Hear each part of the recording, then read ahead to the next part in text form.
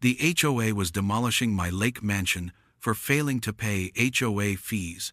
Fees for an association I wasn't even a part of.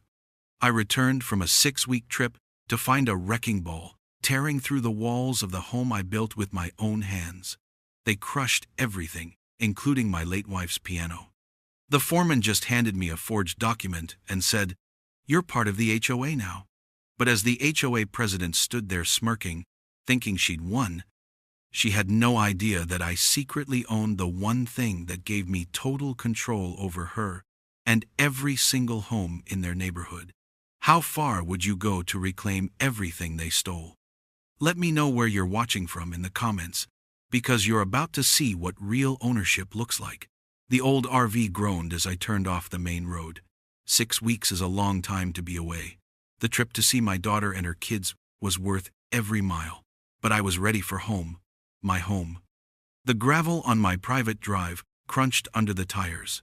A familiar sound that always meant peace. It was just after 6 in the morning. 6:12 a.m., to be exact. The sun was still low, throwing long shadows across the lake. That's when I smelled it. Smoke. Not wood smoke from a neighbor's fireplace. This was different. It was the bitter smell of dust and diesel fuel. The kind of scent that hangs over a disaster scene. I'd smelled it 1,000 times in my career as a fire chief. It never means anything good.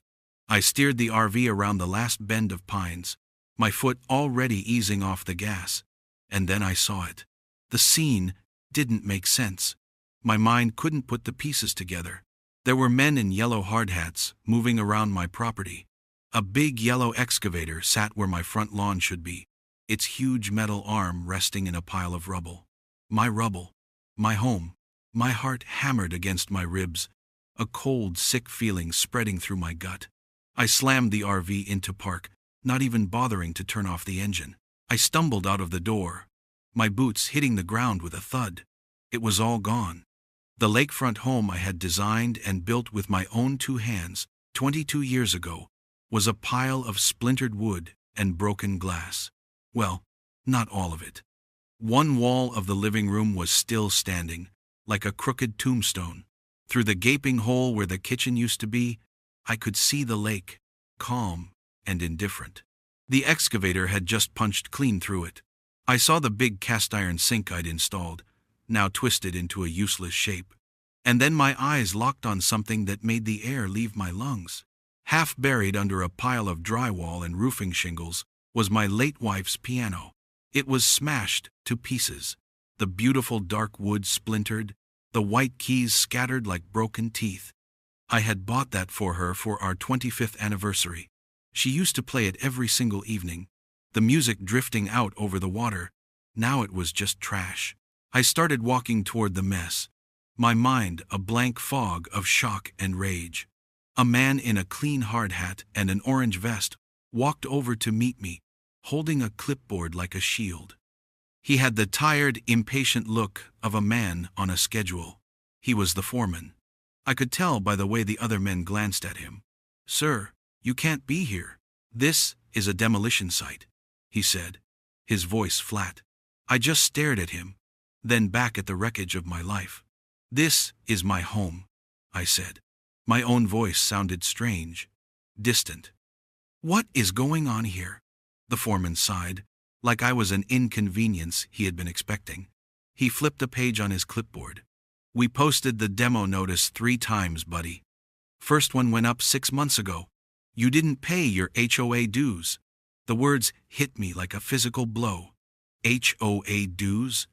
I could feel a cold, sharp anger cutting through the shock. It was the kind of feeling that makes you very calm, very focused. "I'm not in any HOA," I said, keeping my voice steady. I looked him dead in the eye. "I own 12 acres here. My property line ends a 1/4 mile from the new neighborhood they built across the way. My land was never part of their tract. I made sure of it." The foreman just gave me a small, dismissive smirk. He tapped his clipboard with a pen. You are now. The words hung in the air, heavier than the dust from my ruined home. My mind reeled back, trying to find the flaw in his statement. It was like a faulty wire in an electrical panel.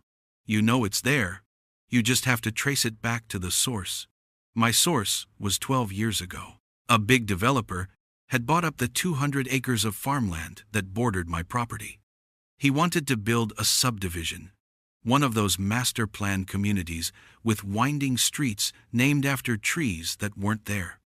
He offered me a fortune for my 12 acres, wanting the lake frontage for his premium lots. I said no. This land was where my wife and I had built our life. It wasn't for sale. So we made a deal, the developer and I. We hired surveyors, walked the property lines, and drove iron stakes deep into the earth. My 12 acres were legally and officially carved out of the new tract. We filed the paperwork with the county. I had a separate parcel number, a separate deed. The documents were ironclad. I watched them build that neighborhood, home by home. They called it Heron Creek Estates. They formed a homeowners association. I read their covenants, just out of curiosity. They were a thick stack of rules about lawn height, mailbox color, and what kind of flag you could fly. It had nothing to do with me. I was on the other side of the property line. The foreman's smirk told me he didn't care about deeds or surveys. He cared about the paper on his clipboard. He finally ordered his crew to stop for the day, seeing I wasn't going to leave. After they rumbled away, leaving me in the silence of my own disaster, I walked over to my mailbox at the end of the long drive. It was stuffed full. Junk mail, bills, and 2 official-looking envelopes. Both were from the Heron Creek Estates HOA. The first was a certified letter with a green return receipt card tucked inside. I hadn't been home to sign for it, of course. I tore it open. Inside was a notice dated 2 months prior. It claimed I was in arrears for 6 months of HOA dues, plus late fees, totaling nearly $3,000. It was formal, filled with legal-sounding phrases about liens and compliance. The second envelope contained a photocopy of what looked like the minutes from an HOA board meeting. A single paragraph was circled in red ink. It described a vote taken 4 months ago to retroactively annex my property into the HOA. The reason given was to ensure aesthetic cohesion for the community's lakefront view. They had voted to absorb my land, my home, and they had never even told me. I had been on the road, visiting my grandkids, while a handful of strangers on a power trip were voting my life away. My hands were shaking, not from fear, but from a rage so pure and cold it felt like ice in my veins. This was wrong. This wasn't just a mistake in paperwork. It was a deliberate land grab. I pulled out my phone and dialed the county records office. A pleasant-sounding woman answered. I gave her my name and parcel number and explained that my home was being demolished. I asked if the county had condemned it for any reason. "One moment, Mr. Whitaker," she said. I heard the quiet clicking of a keyboard. The silence stretched on. I looked at the splintered wood that used to be my porch, the porch where my wife and I drank coffee every morning. "No," the clerk said, her voice sounding confused. "I have no record of a condemnation order for your property. Your home had a clear certificate of occupancy. Your property taxes are paid in full." I took a slow breath. The foreman for the demolition crew said he had a permit, pulled by the Heron Creek HOA. More clicking. Then, a long pause. When she spoke again, her professional tone was gone. She sounded troubled. "Mr. Whitaker, this is very strange. I see the demolition permit you're talking about. It was pulled by the HOA, just like you said. But," she hesitated, "according to our official maps, your parcel isn't even in their jurisdiction. They have no legal authority over your property." The ice in my veins turned to steel. My training as a fire chief kicked in. You don't get emotional at the scene of a fire. You get facts. You find the point of origin. "Then who signed the order?" I asked, my voice flat. "Who authorized the permit?" There was another pause. "Sir, I probably shouldn't," she started, but I cut her off. "My name is Jack Whitaker. I was the fire chief for this county for 30 years. I know a thing or two about official documents. A crime has been committed here, and I need to see that signature. She must have heard the authority in my voice, the absolute lack of doubt. All right, Jack, she said, her voice dropping to a near whisper. I'm sending the PDF to your email right now. My phone buzzed a second later. I opened the file. It was the standard county demolition permit, and there, at the bottom, in the box labeled Property Owner Authorization, was my signature. Or at least, it was supposed to be. I stared at it. It was my name, in my handwriting. But it was too perfect, too clean. There were no variations in the digital ink, no pressure points. It looked sterile. And then I remembered. 8 years ago, a hailstorm had damaged my roof. I had to pull a permit for the repairs. I had signed the form at the county office on a digital pad. The signature was identical. They hadn't just forged my name. They had found an old permit in the county's digital records, copied my signature, and pasted it onto a demolition order for my own home. This wasn't an overreach. This was fraud. This was a felony, and they were going to pay for it. My RV became my command center. I sat at the small dinette table, my laptop open, the generator humming softly outside. Through the window, I could see the wreckage of my house, a constant, ugly reminder of what was at stake. The shock had burned away, leaving behind a cold, hard resolve. An engine needs fuel. My fuel was injustice. I wasn't just a victim. I was a fire chief who had spent his life investigating scenes, finding the point of origin, and figuring out who was responsible. This was no different. It was an investigation. The hunt for receipts had begun. I started with what I could control, my own records. I pulled up my email account, searching for anything from Heron Creek Estates HOA. Nothing. I checked my spam folder, my trash folder, nothing. They had claimed to send notices, but there was no digital trail. Fine. They said they posted notices on my property. I had security cameras installed 5 years ago after a few kids were caught fishing off my dock without permission. The system recorded to a hard drive and uploaded clips to the cloud whenever it detected motion. I logged into my account. I spent the next 3 hours going back 6 weeks, then 2 months, then 6 months. I watched every single clip. I saw the mailman coming and going. I saw deer nibbling at the bushes. I saw a family of raccoons trying to get into my trash cans. What I never saw, not once, was a single person walking up to my front door to post a notice. The camera would have caught them. They lied. It was a simple, provable lie. That was step 1. Step 2 was to find out who they were. A quick search online led me to the Heron Creek Estates HOA website. It was mostly generic, filled with pictures of happy families and reminders about lawn maintenance. But I found a public documents section, a sort of online filing cabinet. It was poorly organized. Most of the links were broken. But I am a patient man. I started clicking on everything, digging deeper. Tucked away in a forgotten corner was a link to an old community forum, the kind people used before social media took over. It was a digital ghost town, but the posts were still there. I started reading. And then I found it. A thread from 4 months ago, started by the board president, a woman named Linda Rosewell. The subject line was, "Uncooperative lakefront property." She was talking about me. I read her posts, my blood turning to ice. She wrote about the eyesore of my older, custom-built home, not matching their cookie-cutter aesthetic. She complained about my refusal to sell years ago. And then I saw the message that laid it all bare. It was the third email in the chain, sent by her. It read, "If he won't sell, we'll force a compliance lien. We'll make it make sense. Trust me, we'll make it make sense." The words of a bully who knows the rules are against her. So she plans to break them and fix the story later. Now I had motive. I went back to the forged demolition permit on my laptop. I put it side by side with the old roofing permit from 2014 I had saved in my own files. On the roofing permit, my signature, captured on a digital pad, had a distinct blue tint. The forgery on the demolition permit was stark black. It was a photocopy of a photocopy, a ghost. But that wasn't the real proof. Most people don't know that a PDF file carries its own history, its own fingerprints. It's called metadata.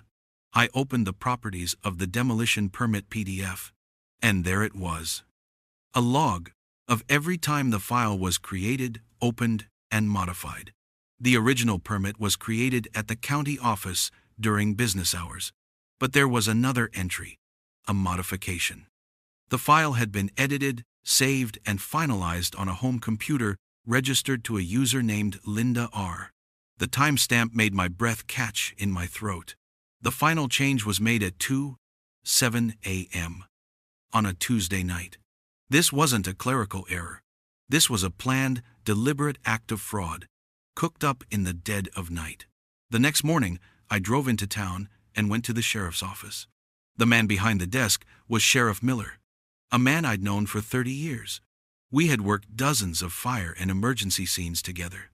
"Jack," he said, his face clouding with concern as he stood up to shake my hand. "I heard about your place. I'm so sorry."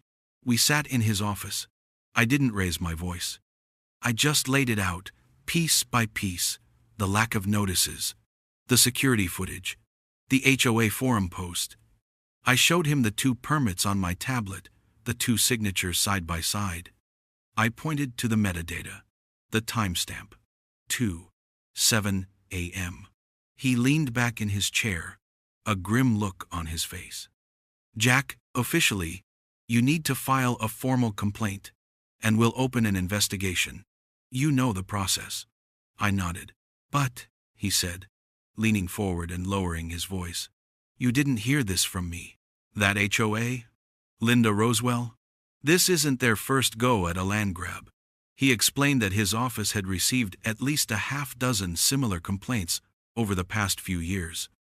Bogus fines, threats of liens, people being pressured over property lines. But every single one of them had backed down. They had settled quietly, paid a fine, or given up a few feet of their yard just to make the headache go away. He opened a drawer and slid a simple sheet of paper across the desk. It was a list of names and phone numbers. "These are the people who called us," he said. "They were too scared to go on the record. Maybe they'll talk to you." I folded the paper and put it in my pocket. I stood up and shook his hand. I wasn't angry anymore. I was determined. Others had been bullied into silence. Not this time. This time, they had picked the wrong man. To fight a lie, you need the truth. A truth so hard and so heavy that it can crush their story. I had the digital proof, the emails, the forged signature, the 2:07 a.m. timestamp. But that was all on a screen. I needed something real, something you could hold in your hand. I needed physical proof that my house was sound, that there was no reason, other than greed, to tear it down. And for that, I knew exactly who to call. Doug McAllister. We called him Stitch back in the day because he could patch up any broken thing, whether it was a cracked fire engine chassis or a rookie's rattled nerves. He was a retired structural engineer, a Vietnam vet who still walked with a slight limp and a whole lot of authority. He knew building codes better than most lawyers know the law. I called him. I didn't even have to finish explaining. "I'll be there in an hour, Jack," he grumbled. Got my boots on. Stitch arrived in his old Ford pickup, a thermos of black coffee in one hand and a beat-up hard hat in the other. He walked over to the edge of the rubble, leaning on his cane, and just stood there for a full minute, silent. His jaw was tight. "This wasn't a collapse, Jack," he said, his voice a low growl. "This was an execution." He didn't need to see any paperwork to know that.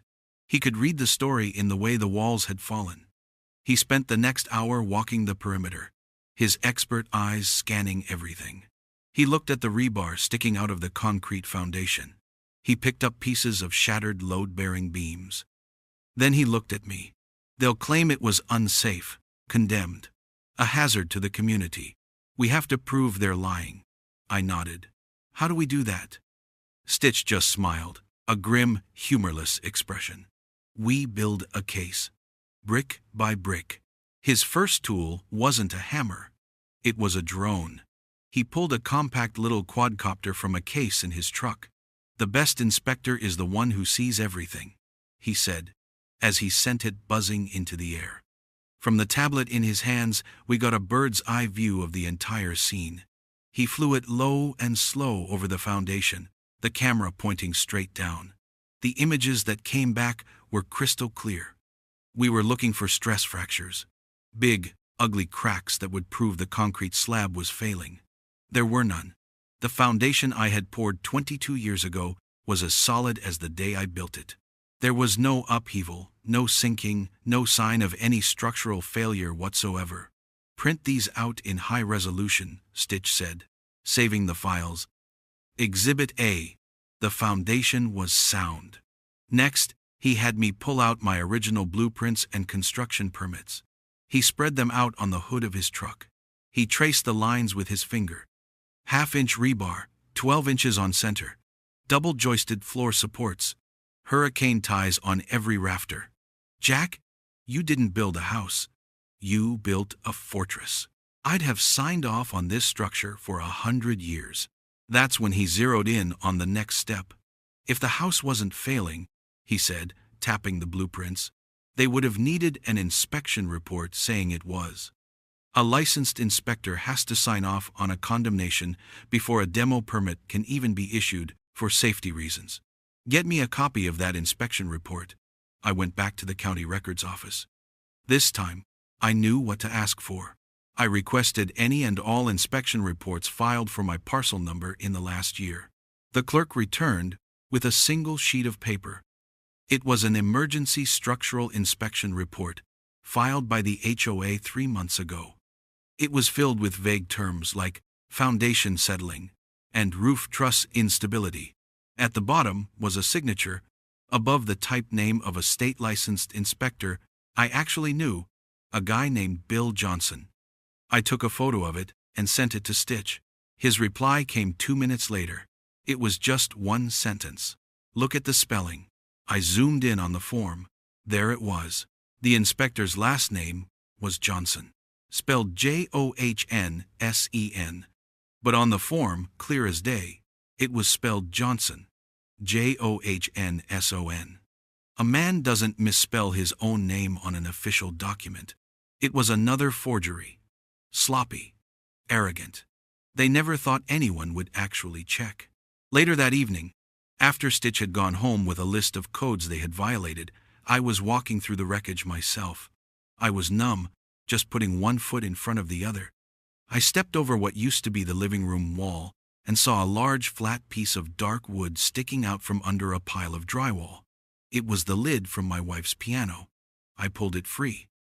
It was cracked clean in half, the beautiful polished finish spiderwebbed with scratches. As I ran my hand over the broken surface, my fingers caught on a small brass hinge. I remembered this. There was a small, shallow compartment inside the lid, where she used to keep her sheet music. On a whim, I pried it open. Inside, untouched by the dust and debris, was a small plastic thumb drive. I had no idea what was on it. I took it back to the RV and plugged it into my laptop. There was only one folder, labeled For the Kids. I clicked on it. It was full of video files. I opened the first one. My wife's face filled the screen. It was recorded a few months before she passed. She was sitting at the piano, smiling into the camera. She looked so happy. She started to talk, leaving a message for our grandkids, telling them stories about when their mom was a little girl. And then she looked right into the camera, as if she were looking right at me, right now. Her voice was as clear as I remembered it. "Things break," she said, her smile turning soft. "But they'll never take away what matters. Not from you. What we build inside, what we build together, that's forever." I closed the laptop. She was right. They had taken my house. But they couldn't take what really mattered. And now, I wasn't just fighting to get my property back. I was fighting for her, For 2 days I did nothing but prepare. I lived on coffee and sandwiches in my RV, parked just out of sight of my property's entrance. I made phone calls. I used the list of names Sheriff Miller had given me. I spoke to a man who was fined $2,000 because his fence was allegedly 6 inches over a non-existent property line. I spoke to a woman who was threatened with a lien because the shade of beige she painted her trim wasn't on the approved list. They were all scared. Linda Rosewell had bullied them into submission with paperwork and threats. They had stories, but they didn't have proof. I did. I had a mountain of it. Stitch had sent me his final report, a 10-page document complete with high-resolution drone photos and citations of the exact building codes my home had not only met, but exceeded. I printed out everything. I made 20 copies and organized them into neat packets. Each packet contained the official county map showing my property lines, the forged demolition permit next to my real signature on the roofing permit, the fraudulent inspection report with the misspelled name circled in red, and Stitch's full engineering analysis. The final piece of my preparation was a small, digital audio recorder, no bigger than my thumb. I checked the battery twice. It was time to stop investigating and start acting. The HOA board meeting was held in the clubhouse of the Heron Creek Estates, a sterile, windowless room with beige walls and uncomfortable chairs. It smelled of stale coffee and disinfectant. About 15 residents were scattered around the room, looking bored. At the front, behind a long folding table, sat the board. In the center was Linda Rosewell. She wore a sharp navy blue pantsuit and a tight, fixed smile. She ran the meeting like a drill sergeant, her voice sharp and condescending as she shot down a resident's request for a new type of flowering bush. "The approved list is the approved list for a reason, Mark," she said, her tone dripping with false patience. "It ensures aesthetic cohesion." I sat in the back, silent. I let her go through her agenda items. I watched her wield her little gavel, radiating an aura of absolute control over her tiny kingdom. She didn't notice me at first. When she finally did, her eyes narrowed for a fraction of a second, but her smile never faltered. She saw me as a problem that had already been solved, a piece of trash that had been swept off the board. She was about to find out how wrong she was. When she reached the new business portion of the meeting, I stood up. A few heads turned. The room got quiet. Linda looked at me, her smile tightening. "Mr. Whitaker," she said, her voice like fingernails on a chalkboard. "This meeting is for members of the Heron Creek Estates Homeowners Association. I believe your membership status is resolved." I gave her a calm, steady look. "I'm not here as a member, Linda. I'm here as the owner of the property you illegally demolished." I walked to the front of the room and placed a stack of my prepared packets on the table in front of her. Then I turned and began handing them out to the other board members and the residents in the audience. People took them, their faces a mixture of confusion and curiosity. I watched Linda's eyes scan the first page, the official county map. A flicker of panic crossed her face before she replaced it with a mask of indignation.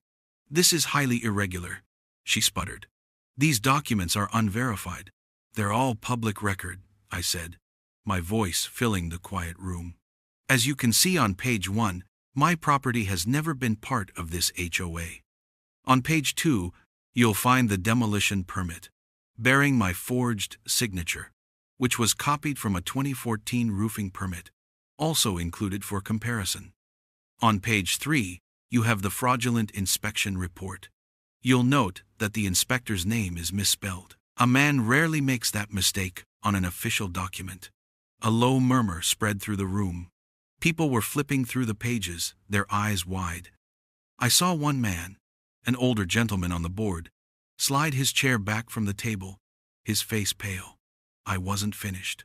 I pulled the small digital recorder from my pocket and held it up. "But the most important piece of evidence isn't on paper," I said, looking directly at Linda. "It's a recording from your own community forum of you explaining your plan."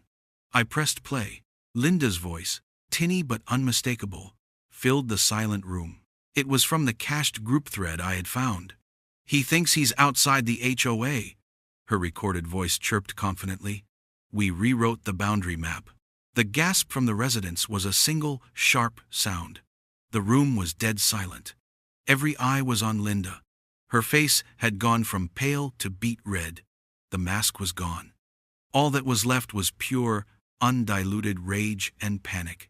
The older board member, who had pushed his chair back quietly, stood up and walked out of the room without a word. Before anyone else could react, a man in a cheap suit at the end of the table stood up. He was the HOA's lawyer. He adjusted his tie and puffed out his chest. "This is a gross violation of privacy," he blustered, trying to sound intimidating. "This recording is inadmissible. None of this will hold up in court, Mr. Whitaker." He looked at me with a dismissive sneer, confident that the threat of legal action would silence me, just as it had silenced everyone else. I just looked at him, and for the first time that evening, I let myself smile. It was a small, dry smile. "That's fine," I said, my voice calm and clear. "I'm not going to court. I'm going to title." The lawyer's smug expression faltered. He opened his mouth, then closed it. The phrase, "I'm going to title," hung in the air, a piece of jargon he understood perfectly, but the residents did not. Linda Rosewell just stared at me, a blank, confused look on her face. For the first time, she was out of her depth. She understood rules and bylaws, but she didn't understand the ground beneath her feet. I let the silence stretch out, letting the weight of those words sink in. The residents looked at each other, then at me, waiting for an explanation. I gave it to them. "You see, about 20 years ago," I began, my voice calm and even, "the original developer who built this neighborhood, a company called Thompson Development, went bankrupt. It happened right after they finished paving the roads and laying the utility lines, but before they sold off all the lots.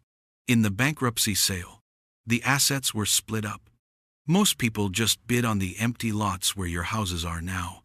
But I bought something different. I wasn't interested in building a subdivision. I was interested in protecting my own peace and quiet." I paused and looked around the room, making eye contact with the confused homeowners. "I bought the land the roads are built on. I bought the mineral rights beneath every single one of your homes. I bought the easements that give this community access to water, sewer, and power." A nervous cough broke the silence. The lawyer had gone pale. He knew exactly what I was saying. Linda, however, still looked defiant. "That's impossible! The HOA owns the common areas," she declared, her voice a little too loud. "No, Linda, it doesn't," I replied, keeping my voice level. "The HOA was granted an easement. An easement is a legal right to use land you do not own for a specific purpose. Your HOA had an easement to use my land for your roads and another for your utilities. And like any legal agreement, an easement can be terminated if the terms are violated." I picked up one of my packets from her desk and held it up. "Demolishing the property of the man who granted you that access is what lawyers would call a catastrophic breach of that agreement." The blood drained from Linda's face. She finally understood. The lawyer sank into his chair and put his head in his hands. "As of 8 o'clock this morning," I continued, "I had my attorney file a termination of all access and utility easements for the Heron Creek Estates. The road you drove on to get here tonight, Heron Creek Lane, is now officially a private road. My private road. Access is revoked." A woman in the front row gasped. "You can't do that. How will we get to our homes?" I turned my attention to her. "I'm a reasonable man. For the next 48 hours, I will permit residents to come and go. After that, a gate is being installed at the entrance. I suggest you get your groceries." The room exploded in a chorus of angry, panicked voices. "What about the mail? The school bus? This is insane." I let them shout for a moment, before raising my hand for quiet. "This brings me to my next point." I pulled 3 more envelopes from my jacket pocket. "This morning, I also had cease and desist letters delivered to your contractors. The first is to your landscaping company. As they would now be trespassing on my property to mow your lawns, their contract is void. The second is to your private security company. That man who drives around in the fake police car? He's no longer allowed on my road. And the third, I said, looking directly at the lawyer, is to the demolition company that destroyed my home, informing them that the work order they received was based on fraudulent documents and that their equipment is currently parked on my private land. That's when the residents' anger turned from me to Linda. A man stood up, jabbing his finger at her. You knew this? You knew he owned the roads and you never told us? Another woman cried out, Our property values will be zero. We'll be cut off. Linda was stammering, trying to regain control, but her power had evaporated. It was built on a flimsy foundation of rules and fines, and I had just kicked out the supports. While the shouting continued, a man and his wife quietly approached me. I recognized him from the list Sheriff Miller had given me. It was the Millers. Mr. Whitaker, he said, his voice low. Linda denied our permit to build a wheelchair ramp for my wife's mother. She said the treated lumber wasn't on the approved materials list. I looked at his wife, who looked exhausted and defeated. I thought of my own wife, and the ramp I had planned to add to our home one day. I nodded.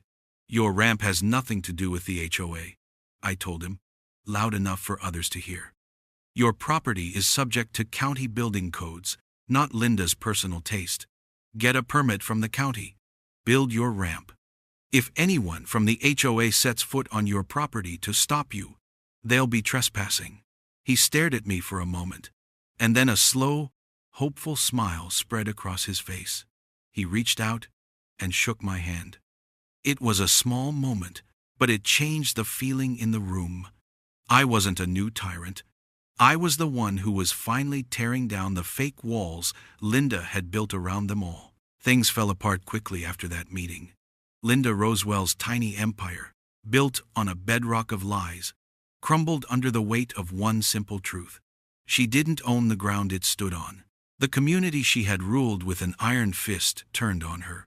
Panic is a powerful motivator. The residents, facing the reality of being stranded in their own homes, held an emergency meeting without her. They voted to remove her and the entire board, but it was too little, too late. The HOA was effectively powerless.